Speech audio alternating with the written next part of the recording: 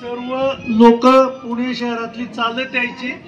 गुरुवारी रविवारी इथं मुलं दिवसभर डबे घेऊन क्रिकेट खेळ हे खूप मजा करायची. नदीचं पाणी पिण्यासारखं होतं, पोहायसारखं होतं. ते ओढाचं झाड आहे ना, तिथं लता मंगेशकरनी पारुंब्याला जोखा खेळलेला आहे. त्या पिढे बागेत एकदा एक 15-20 वर्षापूर्वी आल्या होत्या. त्यावेळेस त्यांचं अभिरुची नावाचं हॉटेल होतं, फक्त हॉटेल. तर तिथं त्यांनी विचारलं, ते आमचे इथले निरगुडकर डॉक्टर होते, त्या बिड्यांचे नातले, म्हणून त्यांना बोलवलं होतं की बिड्यांनी ओळख करून गेले, हे डॉक्टर निरगुडकर राहतात कुठं, विठ्ठलवाडीला. त्या पटकुनी म्हणल्या होते वडाचं झाड आहे का, मी तिथं सूरपारंब्या खेळले, म्हणजे पारंब्या. त्याच्यानंतर इंदिरा गांधी फर्ग्युसनला होत्या वाटतं 1 वर्ष. मैत्रिणींच्या बरोबर इथं काय माहिती, ते नेहरूंना एक पत्र लिहिलं होतं आणि त्या पत्रात उल्लेख होता, मी अत्यंत एका सुंदर रमणीय नदी काठी वसलेल्या ठिकाणी गेले होते. खूप सुंदर ठिकाणे, मंदिर आहे, आणि मी त्या पाण्यामध्ये वगैरे वगैरे काही मुलं खेळले असतील असा एक उल्लेख आहे. मला वाटतं आनंदवन का काहीतरी नेहरूंनी लिहिलेल्या पुस्तकात कुठेतरी त्याचा उल्लेख आहे. मला 1-2घांनी सांगितलं, माझ्या काय वाचायचा मी तो प्रयत्न केला ना, ऐकलं, म्हणलं ठीक झालं. म्हणजे अशी जुनी लोक खूप यायची. त्याच्यानंतर आपले पक्षी तज्ञ सलीम अली का काय, सलीम अली, ते दररोज इथं असायचे बऱ्याचशा वेळा.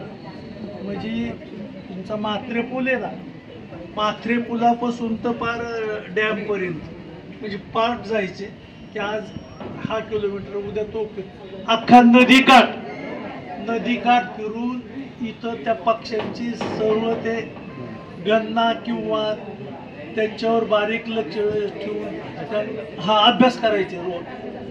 पुण्यातील विठ्ठलवाडी परिसरातील या मंदिराबाबत आज माजी आमदार श्री कुमार गोसावी साहेब यांनी सर्वांना माहिती सांगितली. त्यांनी त्यांच्या पूर्वजांचा इतिहास पण सांगितला.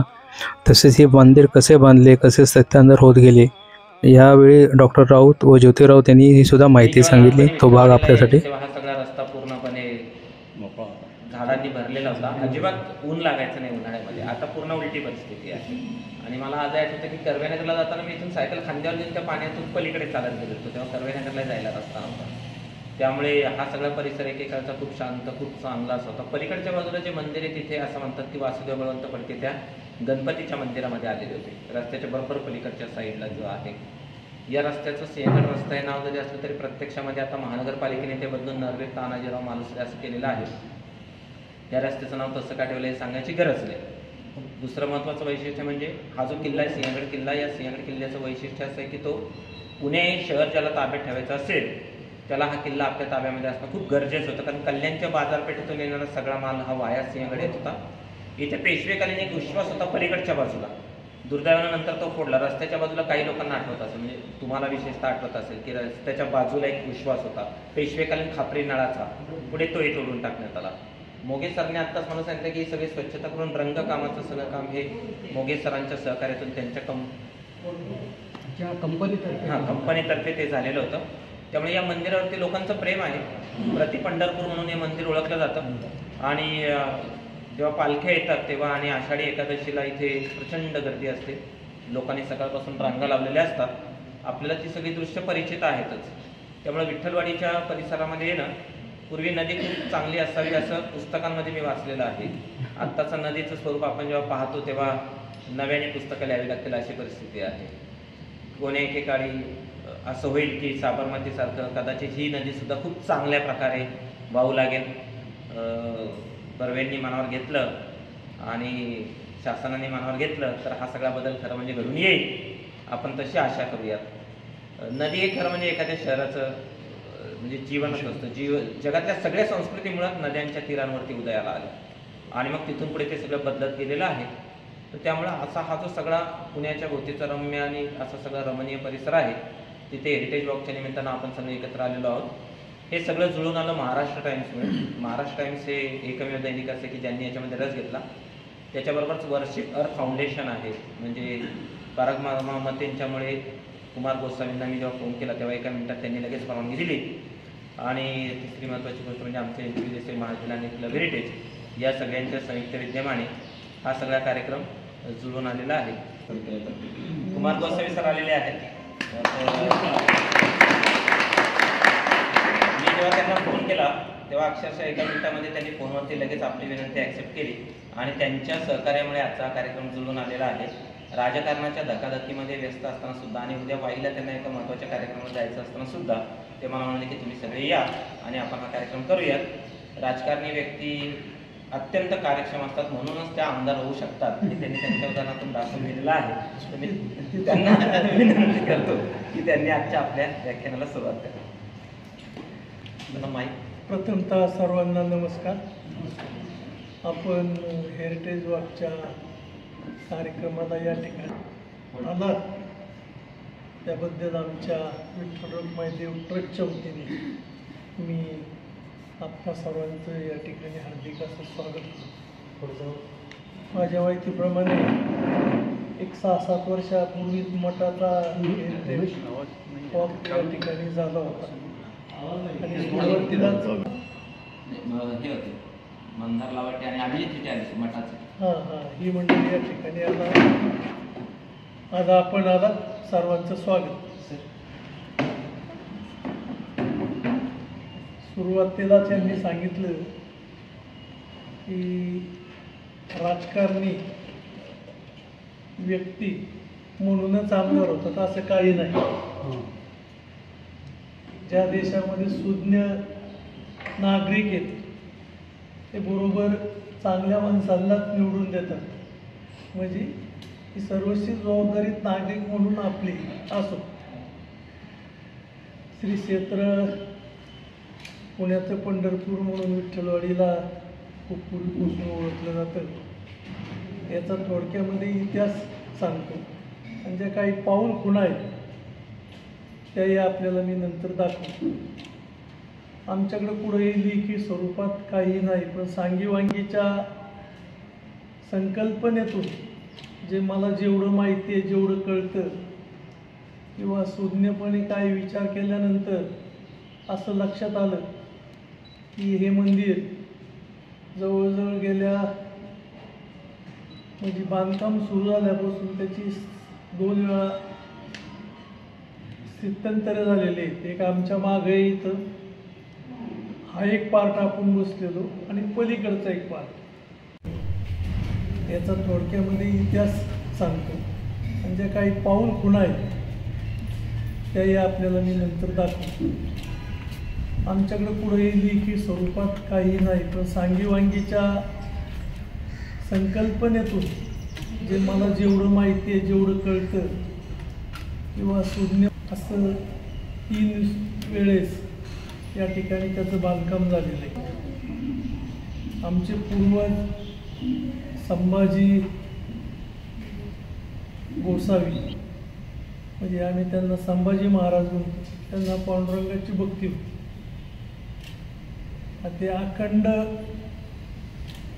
त्यांच्या चिंतनात पांडुरंगाचंच नाव असायचं. 4-5 वर्षापूर्वी आपलं धन, शेती आणि गुरंढोरे असायची. त्यांना वाढवणं, त्याचं दूध दुभतं आणि त्याच्यावर त्या कुटुंबाचा किंवा त्या गावाचा उपजीविका चालत असे. ते असेच गुरंढोरं वळीत असताना, शेतात काम करीत असताना पांडुरंगाचं नामस्मरण हे कधीच टळत नव्हतं. त्यांच्या वृद्धकाळामध्ये त्यांना पंढरपूरला जाता येणार. जुनी लोक आमची अशी सांगायची की ते दर एकादशीला पंढरपूरला जायचे, तिथून पायी जायचे. म्हणजे जायला 2-3-4 दिवस लागत असतील. त्यावेळेस माझ्या माहितीप्रमाणे 8-9 मिनिटाला एक चांगला माणूस 1 किलोमीटर चालायचा आणि त्याच्यापेक्षाही स्पीड जास्त असायचं. ते जायचे, दर्शन घ्यायचे, आल्यानंतर आपला तो उद्योग आहे तो करायचे आणि पुढं नामस्मरणाला एकचिंतनात बसले तर त्यांच्याकडे जी गुरंढोरं सांभाळायला असायची, राखायला असायची, चारण्याकरता त्यांना सोडलं जायचं. त्यावेळेस आजूबाजूची लोक तुमच्या गुरांनी आमची शेती खाली आणि एक भांडायला यायचे. ते म्हणायचे चला पुढे जा, खाली ती दाखवा किंवा तुमच्या शेतीचं नुकसान केलं ते मला दाखवा, आपण प्रत्यक्ष पाहू. बऱ्याच वेळा असं व्हायचं की ज्या ठिकाणी जायचे त्या ठिकाणी पीक होतं तसंच असायचं आणि तिथून पुढं त्यांचा नावलौकिक भक्ती संप्रदायामध्ये होत गेला आणि एकदम वृद्ध काळामध्ये त्यांना एक दृष्टांत पडला की मी आता तुझ्याच भेटीला येतो, तू माझ्याकडे काही येऊ नकोस. आणि त्यांनी शेतामधलं एक खूण सांगितल्या, त्या ठिकाणी तू मला शोध पहा म्हणून आमच्या त्यावेळेच्या लोकांनी नांगरा धरला आणि नांगराच्या फाळाला दगड लागला म्हणून पाहिलं, त्यांना स्वयंभू मूर्ती सापडली. अशा प्रकारची ही आख्यायिका आहे. सत्य असत्य मला माहीत नाही किंवा कुणालाही माहीत, परंतु अशी एक सांगीवांगी आहे आणि त्यामुळं ह्या गोष्टी आज इथपर्यंत आलेल्या आहेत. आणि तुम्ही या संदर्भात जाणून घेण्यासाठी, माहिती घेण्यासाठी आला, हे खूप चांगले. बऱ्याचशा इथं राहणाऱ्या लोकांनाही माहिती आहे. काही म्हणतात आम्ही 8 वर्षी इथं राहतो, आम्हाला विठ्ठल मंदिरच माहिती, म्हणजे असे आहेत. एक माझ्या माहितीप्रमाणे वयस्कर आजी उस्मानाबादहून यायची मराठवाड्यात, आणि ती नेमकी तिथीला यायची, ती आता अस्तित्वात नाही. आमच्या आईची तिची कायमस्वरूपी गाठ पडायची. आता येईल ती दर्शनाला, तिची झालेली का आई आली रे, येऊन गेले का, 2 मिनिटं बोलव इकडे. अशी बरेचसे लोक आहेत, पूजा करत होते नाही दर्शन घेते, हार वगैरे. अशा प्रकारचे खूप लोक आहेत. आता एक 4-5 वर्षापूर्वी आपल्या त्या आजी जिवंत आहेत, याच्या आहेत वाघोलीच्या सातव म्हणून. त्या अशाच एक दिवस अचानकपणे आल्या आणि मी म्हणले तुमच्या पांडुरंगाला नवस केला होता, माझ्या मुलीचं लग्न 15 वर्ष झालं तरी मूल व्हायना आणि तिला मूल झालं म्हणून मला पांडुरंगाच्या देणगी द्यायची. तर ते रोख पैसे घेऊन आले होते 50,000 रुपये. म्हणलं मी रोख पैसे घेत नाही किंवा आमची इथं घेत नाही, तरी सर पावती देतो तुम्ही चेक द्या. की कायद्याच्या कचाट्यामुळं रोख किती घ्यायचे, चेक किती घ्यायचे यामुळं आम्ही कधी रोख पैसे घेत नव्हतो. किंवा मग तुमच्या हाताने पेटीमध्ये दान करा. मग ती म्हणली मी पुढच्या हप्त्यात येते. आणि ती आल्यानंतर ती निरीक्षर पावती नव्हती घेऊन ती गेली. ती मराठवाड्यातली जी आजी होती तिचा मला एवढा इतिहास माहीत नाही, तिची माझी एक वेळेला गाठ पडली होती, पण आमच्या आईला आल्यानंतर ती भेटायची. ती मराठवाड्यातून तिच्या ठरलेल्या तिथीला तारखेप्रमाणे तिथीप्रमाणे त्या इथं येऊन दर्शन घेऊन जायचे. तर मूर्ती सापडल्यानंतर आमच्या लोकांनी पाठीमागं मंदिर बांधलं. पूर्वी जे मंदिर होतं, मला वाटतं आता पुण्यामध्ये मोदी गणपती किंवा शनिवारातला नारायणपेठेतला गणपती म्हणतात, असं पत्र्याचं शेड आहे आणि आत प्रदक्षिणा घालायला हे किंवा शनिवाराचं मंदिर, तशा प्रकारचा चौतारा वर गेले का नाश्त्याला जाऊ, तशा प्रकारचा चौतारा तो आजही त्या ठिकाणी आपल्याला पाहायला. त्याच्यानंतर आमच्या त्यावेळेच्या कुटुंबाने हा जो पार्ट बांधला, हा ओबडधोबड आहे बघा पाहिजे सगळा असा. त्याचे जर खांबं पाहिले किंवा तुळ्या पाहिल्या बाहेर एवढे असाच होता. पण एक 20 वर्षापूर्वी मंदिर चांगलं दिसावं म्हणून साईडनी दगड काम करणारे जे वडारी म्हणतात, ते वडारी आणून त्याला ते स्लायडिंग करून घेतलं आणि काही फरशी बसवली. त्याच्यानंतर वरती चुना होता सगळा, हे आता कॉन्क्रीटचं केलेलं आहे ना, तो चुना होता. मी एक दिवस असंच गडबडीने दर्शनाला येत होतो. मी शक्यतो आंघोळ झाली, अंधार जरी होतो तरी बाहेर जायचं म्हणलं तरी मग पाठे असेल कधी असेल की देवाच्या दारातून हात जोडल्याशिवाय मी जात नाही. असंच मी एक दिवसा दारातून बाहेर आलो, 2 पावलं हॅलो मी 2 पावलं पुढं आलो आणि माझ्या मागं ते चुन्याचं केलेलं काम पडलं आणि मी डोक्यात पडलो असतं पण आपलं काय खरं नव्हतं. आता त्या जुना चुना होता पडलो. नंतर दर्शन घेतल्यानंतर मी असं माझ्या मनाला वाटतं की मला काहीतरी संकेत दिले, कारण काम त्यावेळेस खूप खराब झालं होतं जुनं. आणि ते चुन्याचा पूर्वी ह्या दगडांच्यावर लेप होता. आता जो स्लॅब टाकतो आपण तसं ते नदीतले वाळू होते पण कडक असतात, ते शक्यतो झिजत नाही. चुन्याचं मिश्रण करून त्यावर ते लेप देऊन स्लॅब केलं होतं आणि तेही खराब झालं होतं, लिकेज सुरुवात झाली होती. म्हणून ते सगळं उलगडलं. मला वाटतं फेब्रुवारी, मार्च, एप्रिल, मे, जून, त्यानंतर एप्रिलच्या मार्चमध्ये तेवढं हे केलं. मला आमच्या घरचे सगळे म्हणायला लागले, आजूबाजूची रोज येणारे लोक, पाहू तुम्ही नाटक केले पण आषाढीपर्यंत होईल का म्हणून करणारच होईल.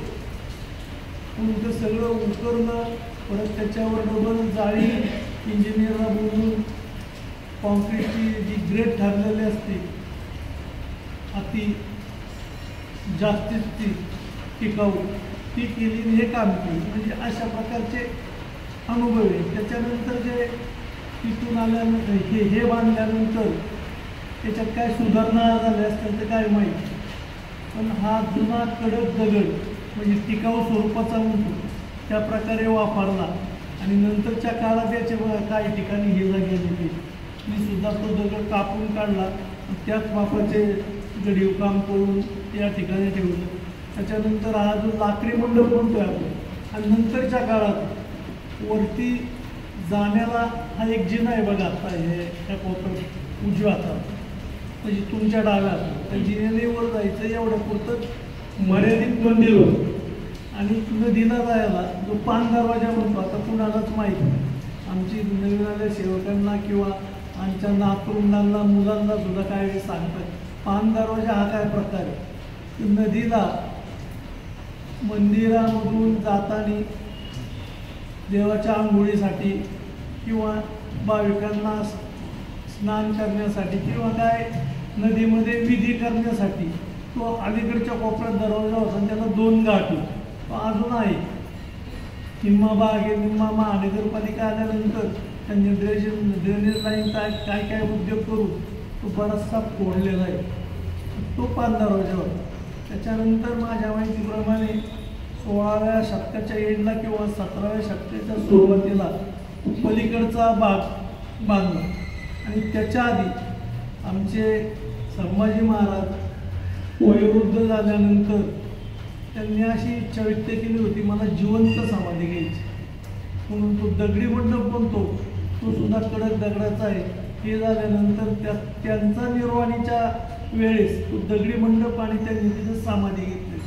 आणि बाहेरच्या ज्या ओवऱ्या दिसतात आणि ती डबल मजली माडी दिसते, ती 16व्या शतकाच्या उत्तरार्धात किंवा 17व्या शतकाच्या सुरुवातीला त्याचं बांधकाम केलं. आणि त्यावेळेस आपला श्रीगडावर किंवा ह्या पश्चिमेकडच्या किल्ल्यांच्या वर जाणारे सरदार राजे बिजे असतील ते इकडून जायचे. नदीचा रस्ता कडप असता धरणामध्ये आणि तिथून तो नदीकडे तसा डोंजे या गावी जायचा. आणि डोंजे 16व्या 17व्या शतकात महसूल म्हणजे तलाठी जे म्हणतो आपण, सॉरी तहसीलदार म्हणून तिथं ते काम करायचे. किंवा किल्ल्यांच्या पायथ्यावर किंवा किल्ल्यावर त्यावेळेस शिवाजी महाराजांच्या काळामध्ये हा कारभार जनतेचा किंवा रयतेचा जो काय कारभार होतो तो चालत होता. आणि महसुली गाव ते होतं. आणि मग 17व्या शतकात ते पूर्ण झाल्यानंतर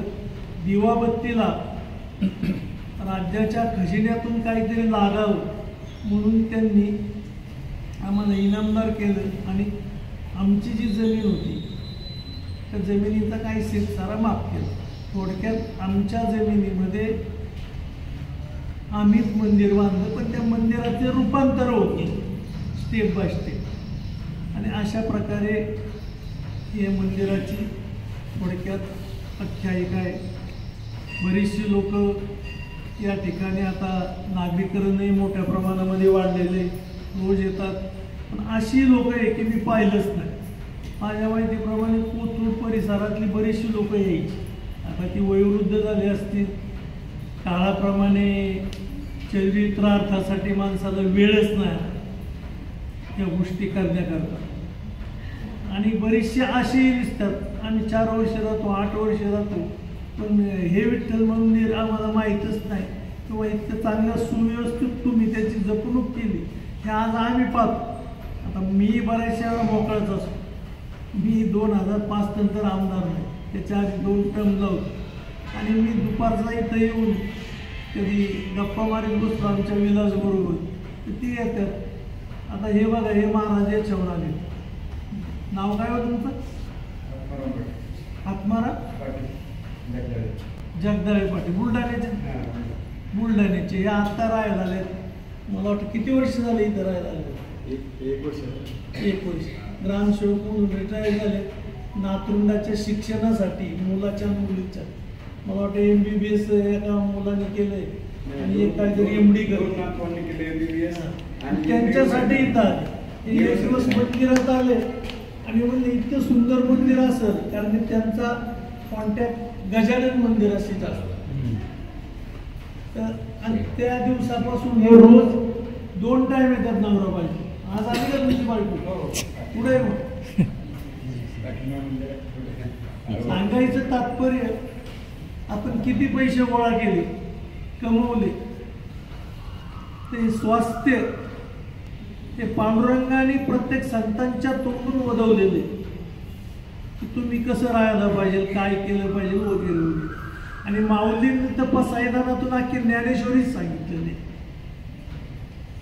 पण आपण काय करतो, ते सर्व सोडतो आणि वेगवेगळ्या मार्गाने जातो. अलीकडे बोंधुबा खूप झाले, त्यातल्या त्यात उत्तर भारतात. आणि आपली वेड्यागत लोक त्यांच्यावर पैसे उधळतात, काय काय नाटकं करतात. हे पांडुरंगाने सुद्धा नाचाय सांगितलेले. नामदेवाच्या कीर्तनात स्वतः पांडुरंग वेगळं रूप घेऊन येऊन नाचायचं. एवढ्या उच्च विचाराचे, उच्च श्रेणीचे ही आपली संत होती. आणि आपल्या अंशाने पांडुरंगाने त्या संतांच्या माध्यमातून सर्वांना सुखी कसं राहण्याचा मार्ग सांगितलेला, शिकवलेला आहे. आणि आपल्या सुखासाठी विश्वात्मक देवाला पांडुरंगाने प्रार्थना केलेली, खळांची व्यंकटी सांगू. पण आपली व्यंकटी सांगतो का? आपल्या पुण्यात रोज एक ड्रगची बातमी. बरं, त्या अडाणी अशी नाही, शिकलेलीच लोक उद्योग करतात. आपली प्रशासकीय लोक खड्डा पडला तर 6-6 महिने बुजवित नाही.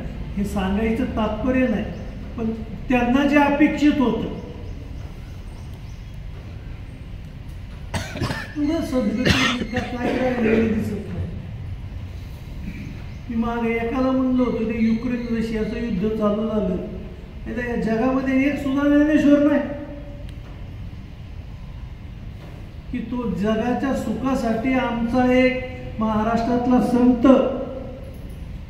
तो सुखासाठी प्रार्थना करतो आणि एकमेकाचे शस्त्र खपवण्यासाठी एकमेकाच्या कुरघड्या काढून ही मानवजात नष्ट करायच्या माग लागल्या, पृथ्वी नष्ट करायच्या माग लागलेली ही अशी लोक आपल्या पृथ्वी तलावर आहे. परमेश्वराला काय वाटलं असेल काय, पण ही पृथ्वी निर्माण करीत असताना तिचं संवर्धन करण्यासाठी परमेश्वराने फक्त 2च जाती निर्माण केले. एक स्त्री, एक पुरुष, एक आई, एक वडील, एक भाऊ, एक बहीण किंवा इथे नातेवाईक. काय, कोण सोन्याचा तांदळाचा भात खात नाही किंवा चांदीची भाकरी करून खात नाही. सगळे तो कोण चांगला राईस खाईल, दिल्ली राईस खाईल, कोण इंद्रायणी खाईल, कोण साधा खाईल. जगण्यासाठी एवढे खूप चिंतन अत्यंत महत्वाचं आहे.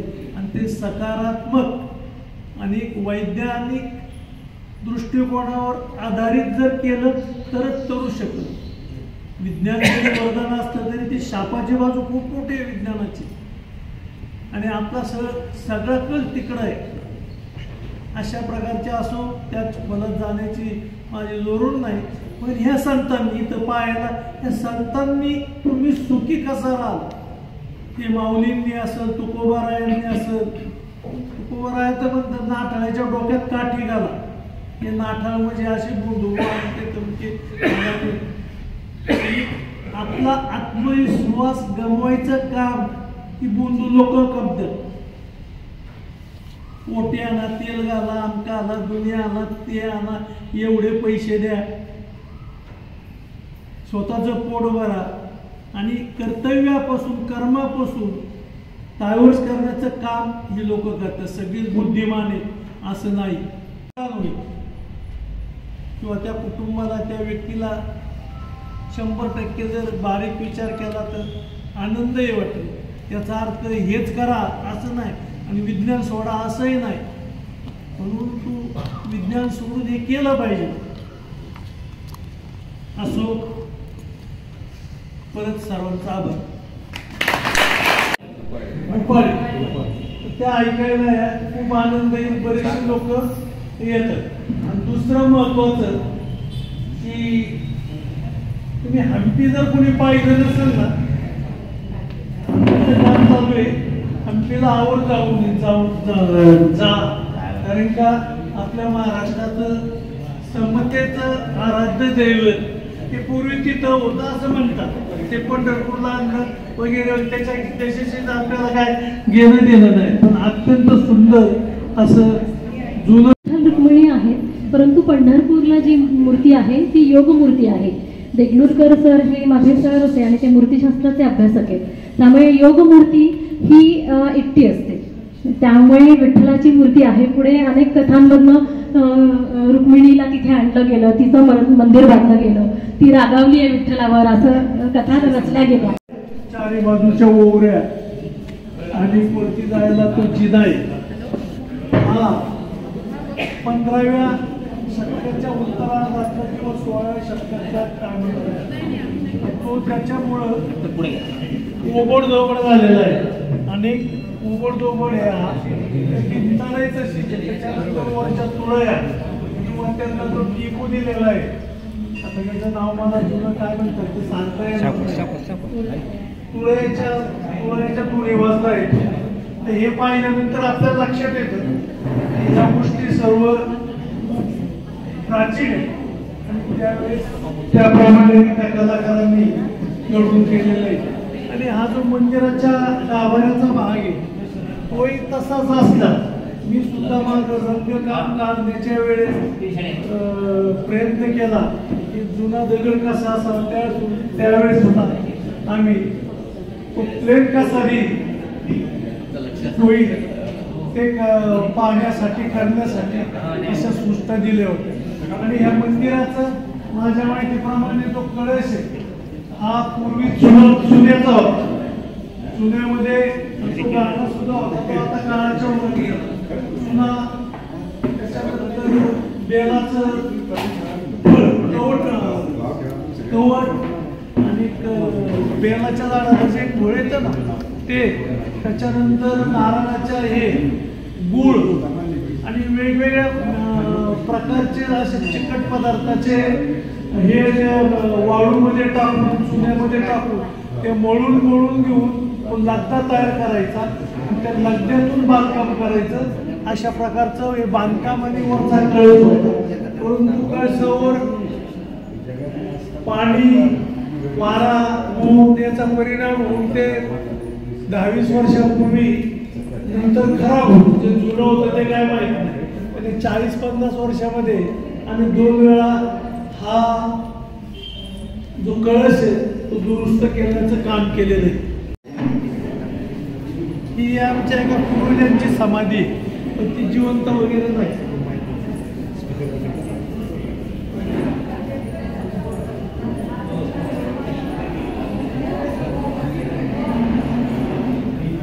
त्यावेळेस बांधकाम करताना आपण रामेश्वराचं मंदिर पाहिलं असेल किंवा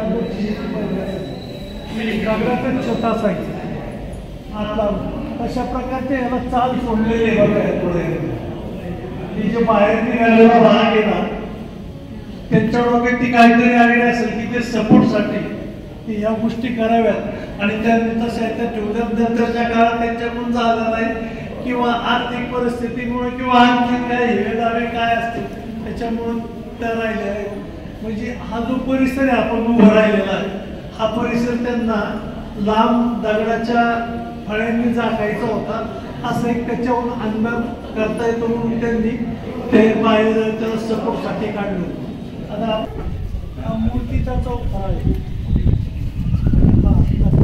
आणि हे जे जॉईंट आहेत ना तिथं त्यावेळेस लोखंड्या पट्ट्या घालून त्याच्या शिसवतून हा जॉईंट फिक्स करायचे. इथं आहे बघा इथं पुणे आणि हा ह्यामध्ये लाकडाची कुसं आहेत ना ती कुसं घालून लाकूड कुजू नये म्हणून वरती करायची. आता इथं सुद्धा बघा एक मिनिट पट्टी एक त्यावेळेची दिसते आणि असा हा चौतरा होता आणि दक्षिणा आणि इथं टाकी बांधली ना पाण्याची इथं बघा हा पाण्याची टाकी गेली. आता ते आम्हालाही कुणालाच आठवत नाही. अशा प्रकारे पूर्वी इथं हे मंदिर असावं आणि होत माहित नाही आणि असं हे वाले नाही आता अशी आमची घरं होती. लिंबाचं झाड उगवलं ना इथं पूर्वी मूर्ती होती आणि हा प्रदक्षिणा घालायची जागा हे बांधकाम टिकावं म्हणून त्या दगडाला खाचा मारून त्यामध्ये लोखंडी जाडपट्टी ओतून दोन्ही दगडामध्ये हे शिस गरम पातळ करून ओतायचं आणि समोर पुष्करणी होती आणि या कडेच्या एरियामध्ये आमची घरं होती. त्याची फाउंडेशन सुद्धा शाळेचं बांधकाम करताना दगडाचं सापडलं. इथं सुद्धा बांधकाम अजून तळात जमिनीत तशी आहे. मग नंतर कालांतराने शिफ्ट होत गेलं. मग पूर आला आमची जुनी घरं वाहून गेली वगैरे वगैरे ते सगळं. पूर्वी मंदिर इथं इथं एक एक जणांनी आलं तरी चालेल. 1 मिनिट जी जास्त वयस्करांनी रिक्स घेऊ नका.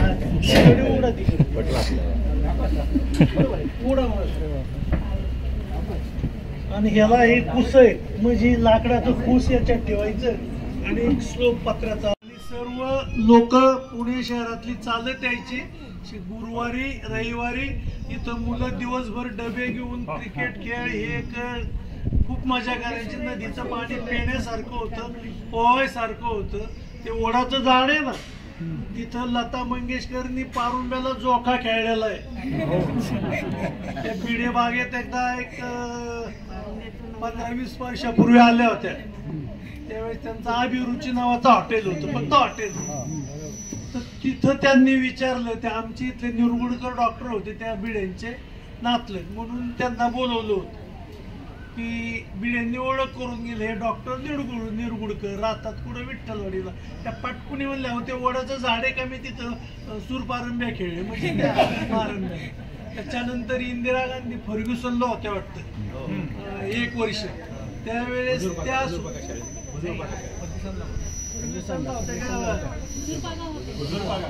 त्यावेळेस त्या मैत्रिणींच्या बरोबर इथं काय माहिती त्यांनी नेहरूंना एक पत्र लिहिलं होतं आणि त्या पत्रात उल्लेख होता मी अत्यंत एका सुंदर रमणीय नदी काठी वसलेल्या ठिकाणी गेले होते. खूप सुंदर ठिकाणी मंदिर आहे आणि मी त्या पाण्यामध्ये वगैरे वगैरे काही मुली आता मुलं खेळले असतील असा एक उल्लेख आहे. मला वाटतं आनंदवन का काहीतरी नेहरूंनी लिहिलेल्या पुस्तकात कुठेतरी त्याचा उल्लेख आहे. मला 1-2 सांगितलं. माझ्या काय वाचायचा मी तो प्रयत्न केला ना ऐकलं म्हणलं ठीक झालं. म्हणजे अशी जुनी लोक खूप यायची. त्याच्यानंतर आपले पक्षी तज्ञ सलीम अली का काय सलीम अली ते दररोज इथं असायचे बऱ्याचशा वेळा. म्हणजे तुमचा म्हात्रे पूल आहे ना म्हात्रे पुलापासून तर पार डॅम पर्यंत म्हणजे पार्ट जायचे की आज हा किलोमीटर उद्या तो अख्खा नदीकाठ फिरून इथं त्या पक्ष्यांची सर्व ते गणना किंवा त्यांच्यावर बारीक लक्ष ठेवून हा अभ्यास करायचे रोज. सलीम मालिक मी स्वतः पाहिलेले त्यांना आम्ही लहानपणी ते आले ना, मला काय माहिती कोण आहे का कशा करतायत. नाही तर काही खेळा वेळा का नाही, शेतात खेळायचं सुट्टीच्या दिवशी किंवा असं कोण नवीन माणूस आले की त्याच्याकडे नाही फिरायचं. सलीम आले की कायमच. अशी बरीचशी लोक या ठिकाणी नावाजलेले किंवा विचारवंत म्हणून ही मंडळी यायची. तर्कशीच लक्ष्मण जोशी शास्त्री ह्याला राहायला आले ना दायरी, त्यावेळेस ते पण कधीतरी